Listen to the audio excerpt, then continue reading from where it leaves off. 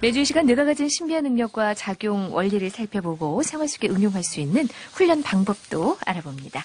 재미있는 이야기 한국뇌강연구원 노영철 브레인 트레이너와 함께합니다. 안녕하세요. 네, 안녕하세요. 예, 우리 감정이라는 것 중에서 뭐 네. 기쁨도 있겠지만 슬픔, 네. 우울감 이런 네. 것들도 우리 생활에 참 많은 영향을 주는데 네, 네, 네.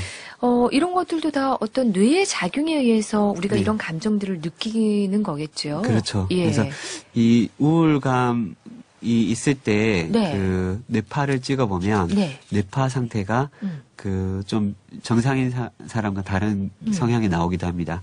특히 두드러지는 성향은 네. 운의 활성도가 네. 많이 높은 경우, 예, 그런 경우에 우울한 정서를 느끼는 것으로 연결되는 것이 연구되어 있죠. 네. 아니, 뇌가 활성화된다는 건 좋은 거 아닙니까? 근데 이제 이제 비정상적으로. 그렇죠. 한쪽 뇌가 불균형 상태로 이제 활성화되는 것이죠. 네. 그렇군요. 네네네. 예. 그래서 이런 부분을 이제 보면은 결국 뇌 활동성이 바로 그 정서에 영향을 미친다는 것이고요. 네. 그래서 그 활동에 따라서 여러 가지 정서가 같이 나오는데, 최근에 제가 본 영화 중에 그 인사이드 아웃이라는 네. 영화 보셨어요? 애니메이션, 예. 예, 그 애니메이션이 굉장히 그 부분을 잘 얘기를 하고 있더라고요. 네. 근데 우리가 보통은 뭐 네. 기쁨, 네. 뭐 행복 네. 이런 건 좋은 감정이라고 네. 그러니까 구별을 짓잖아요. 슬픔이라든가 그렇죠. 네, 네. 우울감은 부정적인 거기 그렇죠. 때문에 네. 잘 안 느꼈으면 하고 그렇죠. 어떻게든 네. 그거에서 탈피하려고 맞아요. 벗어나려고 네. 한단 네. 말이에요. 네. 그런데 그 영화에서 보면 슬픔도 중요한 역할을 해요. 그렇죠. 네네네. 예. 슬픔이가 마지막에 결정적인 역할을 하는 거죠. 영화에서 이제 재밌게 그 부분이 표현이 됐는데, 네. 그것도 사실은 이유가 있다고 생각이 됩니다. 예, 그 분이 되게 여러 가지 측면에서 그 영화를 만드신 분이 고민을 하셨던 것 같은데요. 이런 슬픔과 우울감이 그 부정적인 정서로도 알려져 있지만, 네. 실제로 이런 정서 자체가 이렇게 뇌의 상태 혹은 몸의 상태를 아주 다운되고 저하된 상태에서 회복시켜주는데 도움을 주는 정서기도 해요. 네. 그래서 특히 이제 우울하거나 그러면 몸에 힘이 쭉 빠지잖아요. 예. 그리고 뭐 쉬고 싶고 계속 예. 그런 정서가 드는데, 그 상태에서 이제 몸이 휴식을 취하고 쉬면서 다시 회복을 하게 되는 것이죠. 그러니까 다시 네. 회복하기 위한 네. 어떤 발판 같은 건가요? 그렇죠. 그런 감정 예, 또한?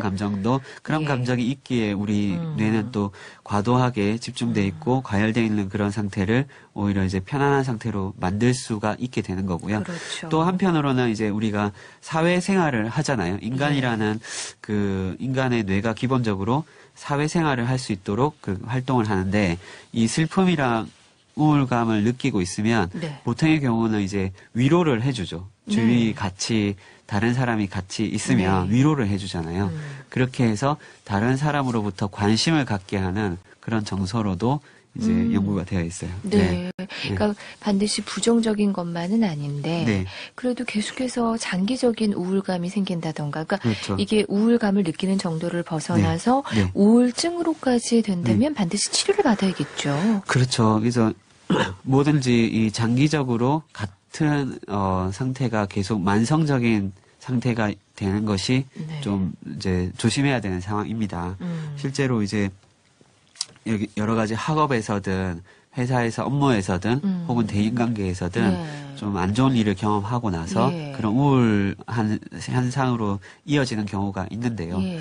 그런 경우에 이것이 이제 뭐 2주, 3주, 뭐 한 달 이렇게 장기적으로 그것이 지속돼서 의욕이 저하되고 이렇게 모든 일에 대한 흥미가 저하되고 잠도 잘 안 오고 하는 그런 현상들이 일어난다고 하면, 그것은 한번 이제 전문 의사 선생님을 찾아가셔서 진료를 받아볼 필요는 있겠습니다.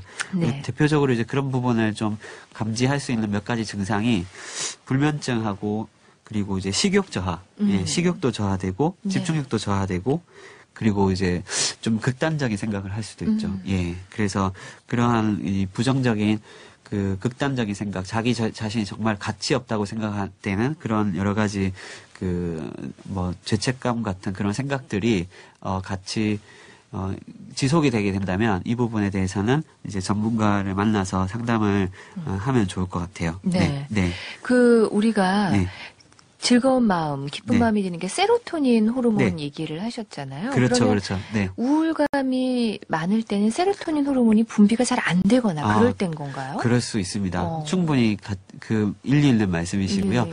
그 세로토닌 호르몬에 의해서 이 우울감이 극복이 될 수 있어요. 실제로 약물 치료도 이 세로토닌 호르몬과 관계된 치료를 하거든요. 네. 그래서 이 부분을 이제 활성화시키기 위해서는 사실 이 많은 부분 이제 연구해봤을 때 세로토닌 호르몬이 뇌에서는 한 5% 정도 나오고 네. 이 장을 비롯한 소화기계에서 95%가 나와요. 어. 예, 그래서 어떻게 보면 이제 이런 소화기계를 건강하게 하는 거 예. 그런 것들이 또 이 세로토닌 분비를 도울 수가 있죠.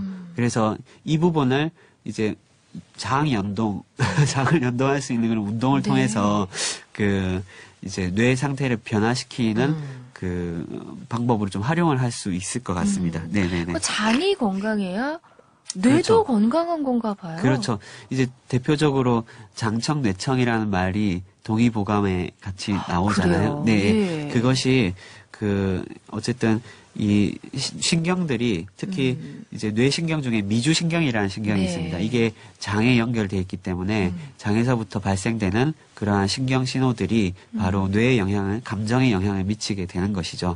예. 긴장을 하면 하여튼 배가 아팠고 그렇죠.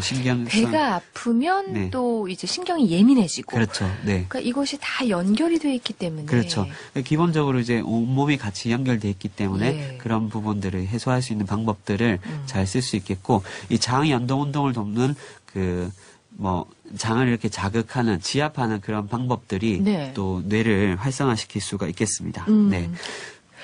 배꼽 주위를 이렇게 네. 누르는 항상 말씀해 주시는 그렇죠. 네. 그런 부분들도 장 연동 운동에 해당이 너무 되는 도움이 거겠죠? 되죠. 그래서 이 자극을 줬을 때 그 긴장감을 해소할 수 있는 예. 그런 부분들이 이 장에서 세로토닌 분비를 더 많이 할 수 있는 그 상태로 만들어주게 됩니다. 그런 네. 부분들이 도움이 되겠고요.